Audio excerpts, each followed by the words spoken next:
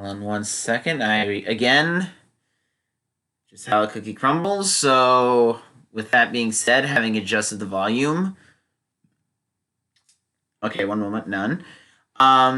So, in light of Stan Lee's death anniversary, which is probably the most, well, Stan Lee is a man that will be celebrated for years, if not decades, if not centuries.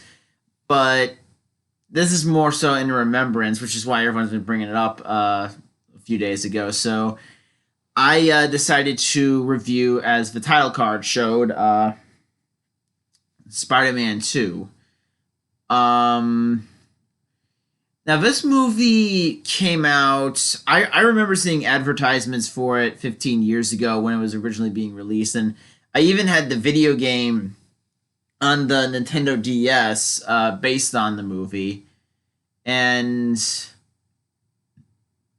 excuse me, sorry for all the belches. Anyways, so I remember seeing advertisements for it. And I don't think I saw the movie till almost over half a decade after the film came out.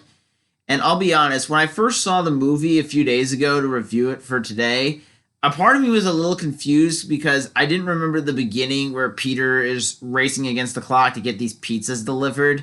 That much I didn't really remember that part. The only part I remembered as the beginning was when he got home to the townhouse. Well, when he got home to the small house for his I'm assuming his 20th birthday, because they say he graduated high school in the first movie. That was 2002. So I'm assuming he was 18 at that point. So 18 plus 2, 20. Or he could be 19, because he could have been. I mean, it's not unheard of for a 17-year-old to be a high school graduate. It's not that bizarre. It just happens, but neither here nor there. So the main sum up of this movie that I can say is that it is basically Peter is struggling to keep up his college career, his work, and his personal life while also being a superhero. And as things are continuously getting worse and his relationships with his friends and family are starting to get more strained, another villain comes into the mist. Hero? Yeah, Doc Ock was a hero the whole time! Wait a minute, why is he stealing things? Yeah, I meant to say villain. Anyways, so Spider-Man must contend with the new villain and his personal problems, and also the sudden loss of his powers? I have a few things to say about that. Anyways, so one thing I really do like about the movie is that it does kind of go into the struggles of being a superhero, and it kind of focuses on it in a different way. And not so much with Batman, where he doesn't know what to make of this, he just knows he has to do it. It's a little more heavy-handed with why the job is hard, because where Batman in the '89 film was a businessman and had his life together in his civilian life, Peter Parker is just dealing with a bunch of struggles. Like I said, his relationships are falling apart, his grades are failing, he can't hold a steady job, he's barely able to pay off the rent in the apartment, I guess you could call it.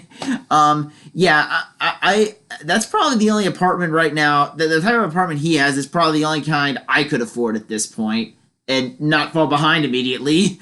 But so automatically you do feel a lot of sympathy for Peter, because he wants to do well. He's trying to do the right thing, but his life continues to be that of the Book of Job, if we're going for biblical references.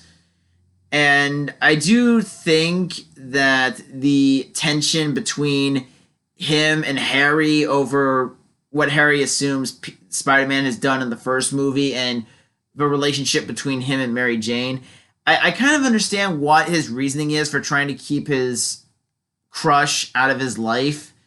But the part that I don't really understand is, I understand that you want to keep her safe, but I feel like you could at least tell her what's going on and then explain.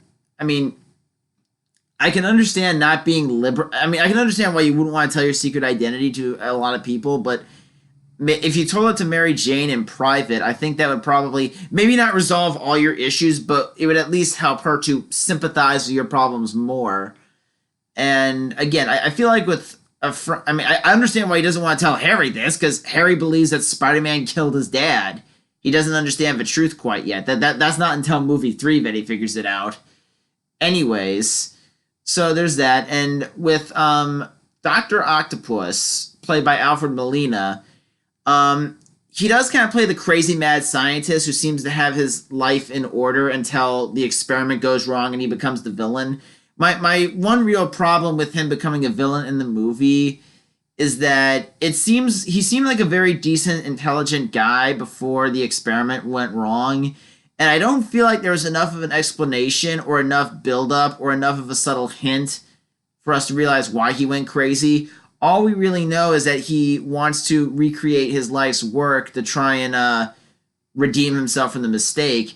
And then these arms tell him to commit petty crime in order to fund his research.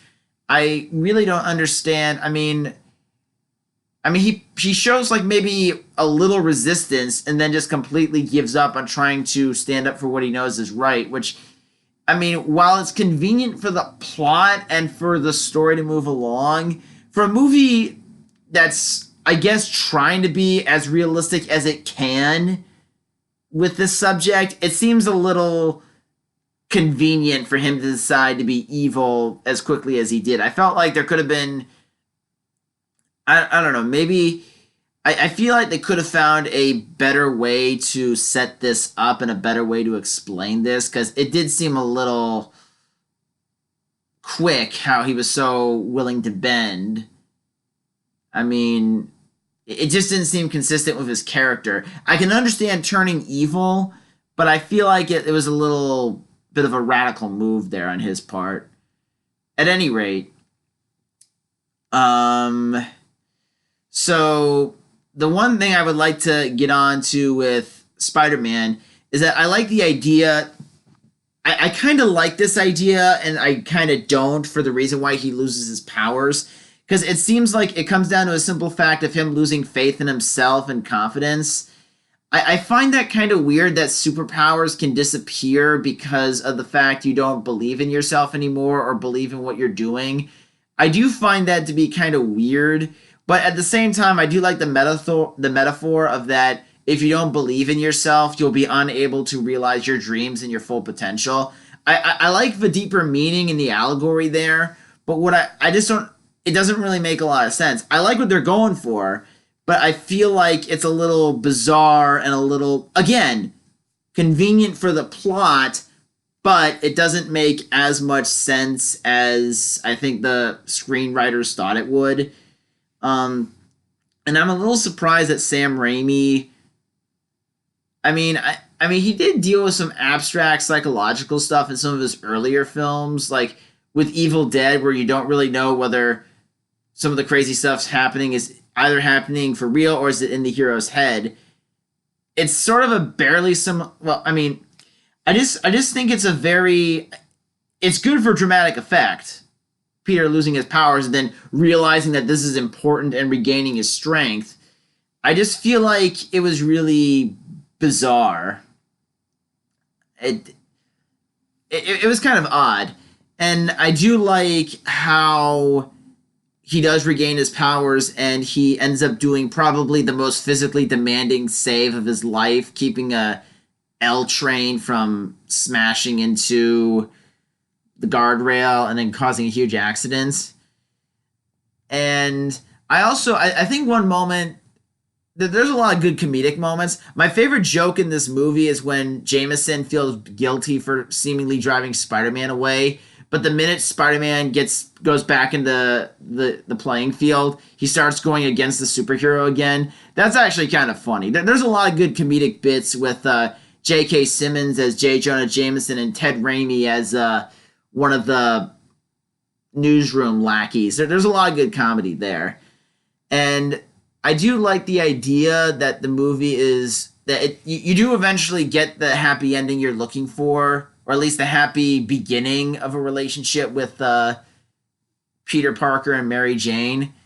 And I do like that there's a lot of tension there. Although I will think that the scene where Peter does show up for one of her plays and then tries to use that as a means to erase the times he wasn't there for her, I feel like, I mean, doing the right thing once is a good first step, but expecting the one time you were there for someone to erase all the times you weren't there, I feel like that's not really a good time to make a convincing argument as to why you're.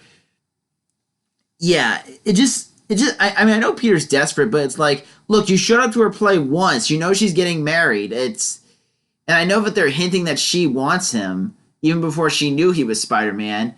But for a guy that's as smart as Peter allegedly is, that it seemed a little uncharacteristically stupid that he wouldn't realize that the whole commitment thing is not his call at this point. You know? But and I will say this, I don't mind the idea that Mary Jane is the damsel in distress again in this movie. Because I feel like even though she got defeated really easily by Doc Ock at the end, I feel like she was a little more she was closer to being independent than she was in the first movie. And it does kind of show a good parallel how her life is improving quickly and Peter's is falling apart. So I do see, and I think it would have been interesting if they showed the idea where Peter is fighting between supporting Mary Jane but also being jealous of her. That would have been a really cool thing to throw into the relationship to sort of add more friction. But there was already enough drama between them, so that just would have been excessive. Overall, I do think Spider-Man 2, it does have a few mistakes in there that are kind of weird, but it's definitely a very good follow-up to the 2002 film.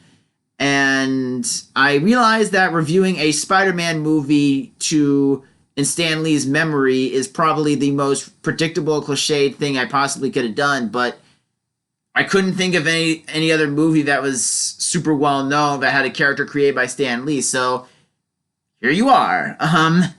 I plan on releasing Bad Medicine on Monday. I might play a different Bon Jovi song Monday, but you guys will all find that out soon enough. And